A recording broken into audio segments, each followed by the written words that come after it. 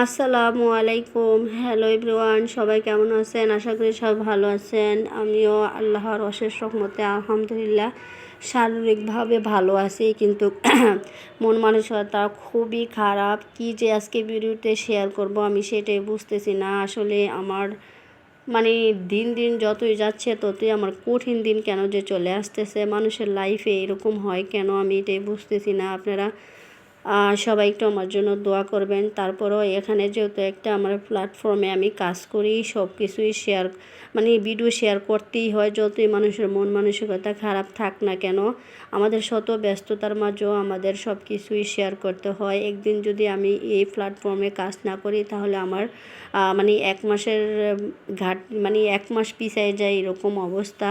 এর জন্য তত মন খারাপ থাক না কেন মানুষ আমার এই কাজগুলো চালিয়ে যেতে হয়। বলতে পারেন যে এত মন খারাপ হলে ভিডিও দেওয়ার কী দরকার ছিল। আসলেই দেওয়ার দরকার ছিল না, তাও দিচ্ছি, কারণ আমি যেহেতু এখানে অনেক দিন যাবৎ কাজ করতেছি, আমার কাজটা কন্টিনিউ করতে হবে। আপনারাই বুঝেন যে কোনো কাজ একটা যদি আমি রেগুলার না করি তাহলে আমার এত কষ্ট বিফলে যাবে, সেইটা ভেবে আমি এখানে কাজটা করতেছি। আর এই যে এখানে এখন একটু কী নিয়ে কী সমস্যা, এগুলো আমি আস্তে আস্তে আপনাদের সাথে শেয়ার করব। আর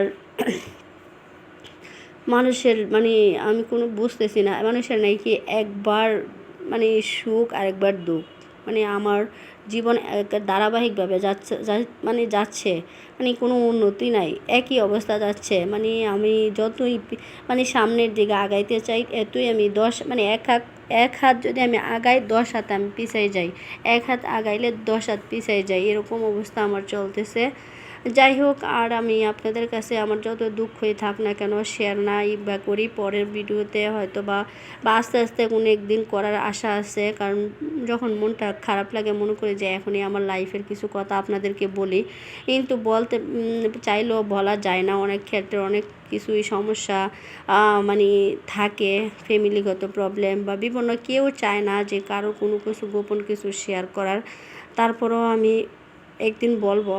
যাক, আল্লাহর কাছে দোয়া করেন যাতে আল্লাহ সব ঠিকঠাক করে দেয়। কার দোয়া কখন আল্লাহ কবুল করে কেউ বলা যায় না। আপনাদের দোয়ার কারণে যদি আমার জীবনে একটা পরিবর্তন আসে তাহলে আপনি আল্লাহ আপনাদের কাছে আমি কৃতজ্ঞ থাকবো। আর কী বলতে কী বলে ফেলবো আমি এটাও বুঝতেছি না, অনেক ডিপ্রেশনে আছি। তারপরেও আমি ভিডিও ছাড়তেছি।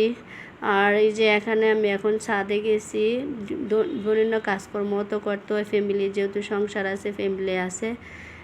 এই যে এখানে আমি গেলাম, যাওয়ার পরে তারপর এই যে আমাদের 4টা অটো রিক্সা আছে আপনাদের দোয়ায়। তারপর ওখানে একটু সমস্যা দেখা দিয়েছিলো, তারপর আমি ওখানে গেলাম। আর রাত্রে আমার হাজব্যান্ড আইসা চার্জে লাগায় আর জমা টাকা উঠায় নেয়। আর দিনের বেলা কোনো সমস্যা হইলে আমি এগুলা দেখাশোনা করি। আর এটা আমার বাবা আমার জিহাদ বাবার নামে। আর 2টা হচ্ছে আমার আপুর গাড়ি, আর 2টা একটা আমার হাজব্যান্ডের একটা মোট 4টা গাড়ি আমাদের। আর এখন আমি একটু সমস্যা ছিল, ওখানে গেলাম, যাওয়ার পরে এখন আবার ছেলেকে মাদ্রাসা থেকে আনতে হবে, ওই টেনশনে আছি। আসলে মানুষের সময় কোন দিক দিয়ে চলে যায় বুঝতেছি না। আর একদিক দিয়ে মাথার উপরে বড় বোঝা, আর একদিক দিয়ে এই দিক দিয়ে অনেক ঝামেলা শোয়াইতে হইতেছে। আর রমজান মাসে সবাই আমার জন্য বিশেষ করে একটু দোয়া করবেন, মানুষের যাতে আল্লাহ আমার সব কিছুই সুন্দরভাবে চালানো এরকম। আমার হয়তো বলতে পারেন যে আপু কী সমস্যা, মেজর কোনো প্রবলেম যে তাও না, আবার যে বড় এখনই যে সমাধান হয়ে যাবে তা না। এরকম ধারাবাহিকভাবে আমার সমস্যাটা চলতেই থাকে। এরকম কোনো একদিন যদি হয় সমস্যার সমাধান, আল্লাহ যদি করে।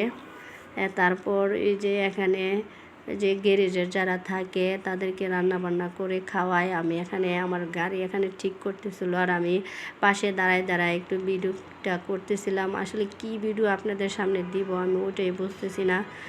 ভালো একটা ভিডিও যে আপনাদের সামনে দিব ওটাও মন মানসিকতা ভালো না, সেজন্য দিতে পারতেছি না।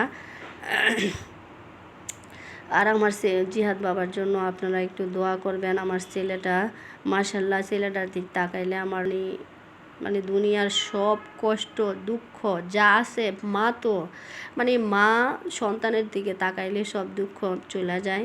তো এরকম আমার আমার ছেলেটার দিক তখন তাকায়, তখন আমার কোনো কষ্টই থাকে না। আমার কষ্ট মানে ধুকে ধুকে আমাকে কষ্ট দিচ্ছে।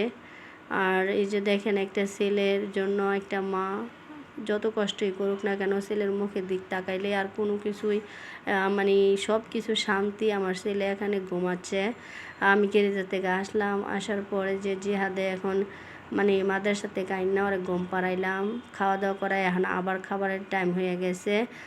মানে ওই বলতেছে আম্মু আমি আবার আরও ঘুমাবো। তা আমি বলছি বাবা একটু উঠো, তোমাকে খাবার খাওয়াইতে হবে।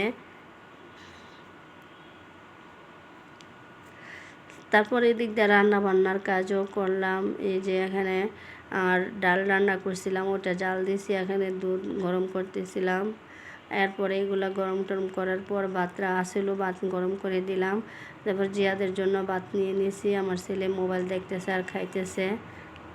মানে আমার ছেলের এই যে এখন বয়স দিচ্ছে, আমার ছেলেরা দেখতেছে আমার কষ্ট আমি একমাত্র দূর করে বাচ্চা থাকি শুধু আমার ছেলের দিক তাকাইয়া, বুঝতে পারছেন? আর আল্লাহ আমার উপর রহমত আছে। না হয় আমি যেরকম মানে ডিপ্রেশনে আছি, মানুষে নর্মাল ডিপ্রেশন না, এটা আজীবনের ডিপ্রেশন। আর যদি ভালো লাগে থাকে একটু লাইক কমেন্ট শেয়ার করে দিবেন। আমার সামনে আগানোর পথ শুধু আপনারা যদি একটু সাপোর্ট করেন, লাইক করে দিবেন, সাবস্ক্রাইব করে দিবেন। আর যারা পেজ থেকে দেখছেন তারা ফলো দিয়ে দিবেন। আজকে ভিডিওটা আর বেশি কিছু বাড়াইতে চাই না। আল্লাহ হাফেজ।